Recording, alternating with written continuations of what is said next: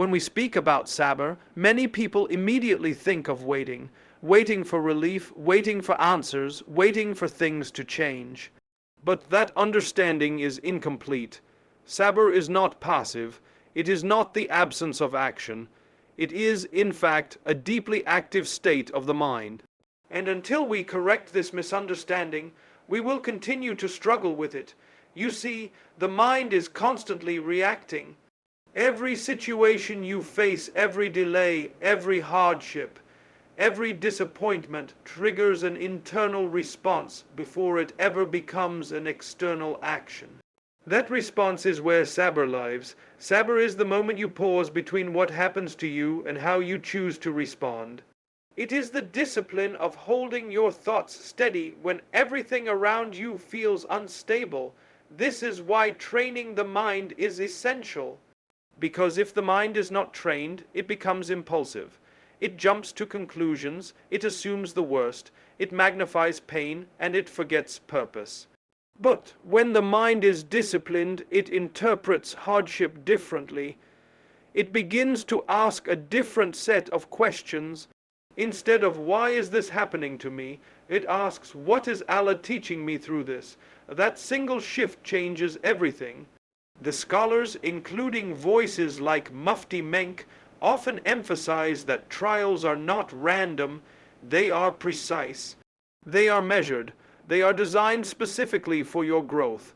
And if that is the case, then Sabr is not about enduring something meaningless. It is about engaging with something purposeful. Think about it from a psychological perspective. The human mind seeks control. It becomes anxious when it cannot predict outcomes. That anxiety often leads to frustration, and frustration leads to impatience. But Sabr interrupts that cycle. It tells the mind, you are not in control of everything, and that is okay. This acceptance does not weaken you, it stabilizes you. Because once you accept that not everything is in your hands, you free your mind from unnecessary stress. You stop fighting battles that were never yours to fight. Instead, you focus on what is within your control, your actions, your intentions, your responses. That is where true strength lies, and this is why Sabr requires effort. It is not automatic. It must be practiced. It must be reinforced. Every time you resist the urge to complain, every time you choose gratitude over negativity, every time you hold your tongue when anger rises, you are training your mind. You are building a form of inner resistance, a quiet strength that cannot be easily shaken. Over time, this discipline reshapes you. You become less reactive and more reflective. You begin to see challenges as temporary, not permanent. You develop clarity in moments where others feel overwhelmed, and most importantly, your relationship with hardship changes. It no longer defines you, it refines you, but let's be honest, this is not easy. There will be moments when your mind resists. Moments when impatience feels stronger than faith. Moments when the weight of the situation feels unbearable. And in those moments, Sabr is not about being perfect. It is about returning again and again to the mindset that Allah is in control and that there is wisdom even when you cannot see it. So train your mind to pause, train it to reflect before reacting, train it to trust before doubting. Because the battle of Sabr is not fought outside, it is fought within. And once you win that internal battle, you will realize something powerful. The situation may not have changed, but you have. And that changes everything. If you observe your inner world carefully, you will notice something profound. Your life is not shaped first by your actions, but by your thoughts. Before you speak, before you react, before you make any decision, there is a conversation happening within your mind. And that conversation is powerful. It can either guide you toward clarity and purpose, or pull you into distraction and doubt.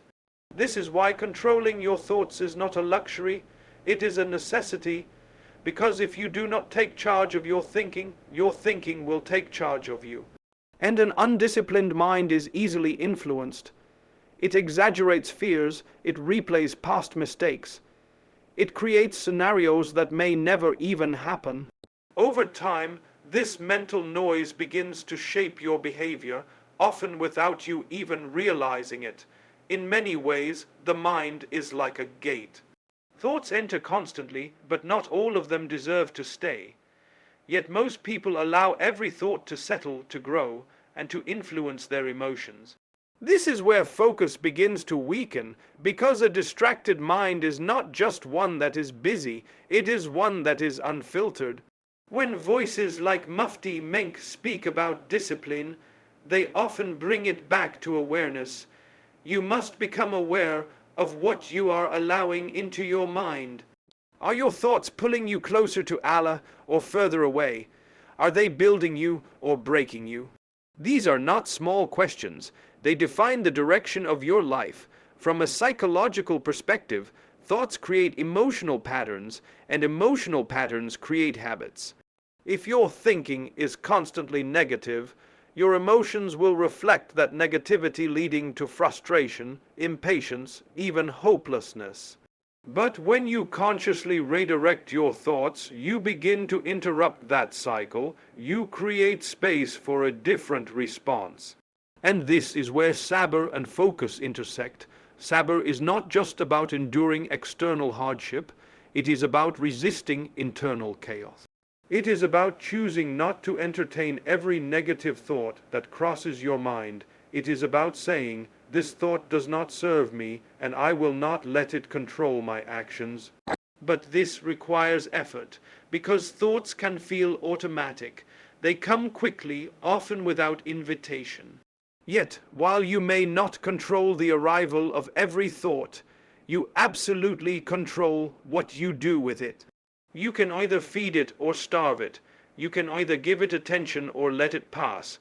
Consider how often distraction begins with a single thought, a doubt, a worry, a comparison, and suddenly your focus is gone, your energy shifts, your intention weakens. All because one thought was allowed to grow unchecked. This is why mental discipline is so critical. It protects your focus, it preserves your direction. One of the most powerful shifts you can make is to replace reaction with reflection. When a negative thought arises, do not immediately accept it as truth. Question it, challenge it, and then redirect it. Remind yourself of what you know to be true, that Allah is in control, that every hardship has purpose, that your efforts are seen even when results are delayed. Over time, this practice strengthens you. You become more intentional. Your mind becomes quieter, more focused, more aligned. You begin to notice that you are no longer controlled by every passing emotion. Instead, you are guiding your responses with clarity and purpose. And this is the essence of true focus, not the absence of distraction, but the ability to remain steady despite it. To hold your direction even when your mind tries to pull you elsewhere, so guard your thoughts carefully, because they are the seeds of your actions, the roots of your habits, and the foundation of your character. If you can learn to master what happens within your mind, you will find that mastering what happens around you becomes far easier. One of the greatest challenges you will face in training your mind for Sabr and Focus is the ability to delay gratification. We live in a world that constantly encourages immediacy. Everything is designed to give you quick results, quick pleasure, quick relief. And over time, the mind becomes conditioned to expect that speed. It becomes uncomfortable with waiting, uneasy with effort, and resistant to anything that does not provide instant satisfaction. But growth does not operate on the timeline of convenience. Real transformation, whether it is spiritual, emotional, or even intellectual, requires patience, consistency, and a willingness to endure discomfort. This is where Sabr becomes more than just endurance. It becomes a conscious decision to prioritize what is lasting over what is immediate. If you reflect deeply, you will notice that many of the distractions that weaken your focus are rooted in the desire for instant reward. The urge to check something unnecessary, the temptation to abandon a meaningful task because it feels difficult, the inclination to choose ease over effort. These are not random behaviors. They are the result of a mind that has not yet been trained to wait. From a psychological standpoint, the human brain is wired to seek pleasure and avoid pain. It naturally gravitates toward what feels good now, even if that choice comes at a cost later. But Sabr challenges that instinct. It teaches you to pause, to evaluate, and to choose differently. It asks you to consider not just what you feel in the moment, but what will benefit you in the long term, both in this life and in the hereafter. This is why discipline is so closely tied to Sabr. When you delay gratification, you are essentially telling your mind, I am in control, not my impulses. And that statement, when practiced consistently, becomes a source of strength, because every time you resist a short-term temptation for a higher purpose, you reinforce your ability to stay focused. Scholars like Mufti Menk often remind us that this life itself is a test of priorities. Are you living for what is temporary, or are you striving for what is eternal? That question becomes very real in moments of temptation, because the easier choice is often not the better choice. Think about how this applies to your daily life, whether it is Arabic, Tain Arabic, Ba Arabic, Alif Arabic, Dal H, personal goals, or even relationships. There will always be moments where consistency feels difficult. You may not see immediate results. You may feel like your efforts are going unnoticed, and in those moments the mind begins to whisper, why continue? What is the point? But that is exactly where Sabr must step in, not as a passive acceptance, but as an active resistance against that doubt. It is the ability to say, I may not see the outcome yet, but I trust that it is being written. This trust transforms effort into Arabic, Deen Arabic, Ba Arabic, Alif Arabic, Dal H, and patience into a form of strength. Delaying gratification also refines your character. It teaches humility because you recognize that not everything revolves around your desires. It teaches resilience because you learn to persist even when motivation fades, and it teaches clarity because you begin to distinguish between what you want now and what truly matters. Over time, this practice changes the way you approach life. You become less reactive to temporary emotions and more anchored in long-term purpose. You are no longer easily swayed by every passing urge. Instead, you develop a sense of direction that keeps you grounded, even when the path feels challenging. And perhaps most importantly, you begin to experience a deeper form of satisfaction, one that is not tied to immediate pleasure, but to meaningful progress. A satisfaction that comes from knowing that you are aligned with something greater than your momentary desires. So train your mind to wait. Train it to choose what is right over what is easy, what is lasting over what is temporary. Because in the end, the ability to delay what you want now is often the very thing that leads you to what you truly need later. If you really want to understand what stabilizes the mind, you have to look beyond surface-level solutions. People often search for calmness in external changes, better circumstances, fewer problems, more control over their environment. But the truth is, the mind does not become peaceful because life becomes easy. It becomes peaceful when it is anchored to something constant, something unchanging. And for the believer, that anchor is Allah. When the connection with Allah is weak, the mind becomes vulnerable. Every challenge feels heavier than it actually is. Every delay feels like a denial. Every uncertainty feels like a threat. This is not because the problems themselves are overwhelming, but because the heart and mind are trying to carry what they were never meant to carry alone. This is why acts of worship are not just rituals, they are realignments. They bring the mind back to its center.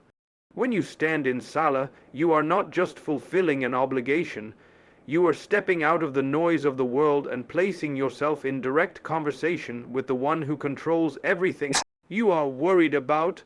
That shift, when done with awareness, has a profound psychological effect. It reminds you that your struggles are seen, your efforts are known, and your outcome is already in the hands of the most wise. Scholars like Mufti Menk often emphasize that hikr is a protection for the heart, and if you think about it deeply, that protection extends to the mind as well. Because what you repeatedly remember shapes what you repeatedly think about. If your mind is constantly remembering Allah, it becomes less occupied with fear, less consumed by doubt, and less distracted by things that do not truly matter. There is also something powerful about consistency in these acts. It is not about intensity for a short period of time, it is about steady connection. A mind that regularly returns to Allah does not drift too far, even when it is tested. It may feel shaken, it may feel pressure, but it always has a place to return to. And that sense of return creates stability. From a psychological perspective, this is deeply significant. The mind needs certainty. It needs something to rely on when everything else feels uncertain. And when that reliance is placed on temporary things, people, outcomes, plans, it inevitably leads to anxiety. Because all of those things can change, but when reliance is placed on Allah, it introduces a different kind of certainty. Not certainty that life will always be easy, but certainty that everything has purpose and direction. This is what transforms the way you experience hardship. You no longer see it as something random or meaningless. You begin to see it as part of a greater design, and that understanding softens the impact. It does not remove the difficulty, but it changes your relationship with it. You will still feel moments of stress, you will still experience uncertainty, but those feelings will not consume you in the same way. Because deep down, there is a quiet reassurance that you are not navigating this alone, and this is where focus becomes stronger. Because a mind that is connected to Allah is not easily scattered. It knows where to return when distractions arise. It knows how to center itself when emotions become overwhelming. It develops a kind of inner stillness that allows it to move through challenges without losing direction. But this connection requires sincerity. It requires presence. It is not just about going through the motions, but about engaging the heart and mind together. When you make dua, be conscious of what you are asking. When you remember Allah, let it be with awareness. Because it is that depth that creates impact. Over time, this practice reshapes your inner world. You become less dependent on external validation, less shaken by temporary setbacks, and more grounded in your purpose. And that grounding is what allows sabr and focus to exist together. So return to Allah not just in moments of desperation, but in moments of ease as well. Build that connection before you feel like you need it. Because when your heart is firmly connected to the one who never changes, your mind will finally find a stability that nothing in this world can take away. One of the most important shifts you can make in training your mind for sabr and focus is changing how you interpret discomfort. By nature, the human mind avoids what feels difficult. It seeks ease, familiarity, and control. The moment something becomes uncomfortable, the mind begins to resist. It looks for escape, distraction, or quick relief. But if you allow that instinct to dominate, you limit your own growth. Because the reality is, discomfort is not an obstacle to growth.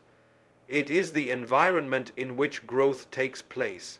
If you reflect on any form of development, whether physical, intellectual, or spiritual, it always involves a level of strain. Muscles strengthen under resistance, the mind sharpens through challenge, and the soul deepens through Arabic, Elif Arabic, Get Arabic, Ta Arabic, Ba Arabic, Elif Arabic, Rot. Yet when it comes to our personal struggles, we often interpret discomfort as a sign that something is wrong, rather than a sign that something is happening. This is where Sabr becomes essential, not as a passive endurance, but as a conscious acceptance that difficulty has purpose. It is the ability to sit with discomfort without immediately trying to escape it. It is the discipline of allowing the process to unfold, even when it feels heavy. Voices like Mufti Menk often remind us that trials are not meant to break you, they are meant to build you. But that building process is not always comfortable. It stretches you beyond what you are used to. It exposes your weaknesses, your fears, your limitations. And in doing so, it gives you the opportunity to grow beyond them. From a psychological perspective, this is deeply significant. When you avoid discomfort, you reinforce fear. You teach your mind that difficulty is something to run from. But when you face discomfort with patience, you rewire that response. You begin to associate challenge with growth rather than threat. And that shift transforms your resilience. Think about how often we abandon things that are good for us simply because they feel difficult. Whether it is staying consistent in Arabic, Tain Arabic, Ba Arabic, Halif Arabic, Dala H, pursuing a meaningful goal, or even working on our own character, discomfort often becomes the reason we stop. But what if that discomfort was actually a sign that you are on the right path? Sabr teaches you to stay, to remain present even when the moment is heavy, to resist the urge to escape when things become challenging. And in that staying, something powerful happens. You begin to discover your capacity. You realize that you are stronger than your initial reaction, that your limits are not as fixed as you once believed, that you can endure more than you thought possible. And this realization builds a kind of inner confidence that cannot be easily shaken. But this does not mean ignoring your emotions. It does not mean suppressing what you feel. It means acknowledging the discomfort without allowing it to control your direction. It means saying, "This is difficult, but it is not defeating me." Over time, this mindset changes how you approach life. You no longer fear hardship in the same way. You understand that it is temporary, that it carries wisdom, and that it is shaping you in ways you may not yet fully see. This understanding brings a certain calmness, even in the middle of difficulty, and this is where focus becomes clearer. Because when you are not constantly trying to escape discomfort, you free your mind to engage with what truly matters. You stop running from the process and start committing to it. The truth is, ease does not build strength, resistance does. And every moment of discomfort you endure with Sabr is strengthening something within you that ease never could. So do not rush to escape every difficult moment.